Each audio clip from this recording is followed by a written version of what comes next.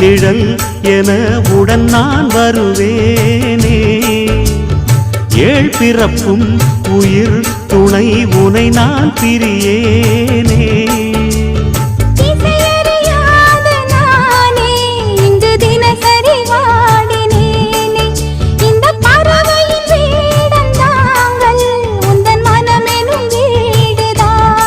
நீண்ட காலம் நேர்ந்த சோகம் நீங்கி போக நானும் தீண்ட யோகம் விளங்கிடும். பூமிக்கொரு வாரம் என்று எண்ணி இருந்தேன், பூமுடிக்க யாரும் இன்றி கண்ணி இருந்தேன். சொந்தமின்றி பந்தமின்றி நானும் இருந்தேன்.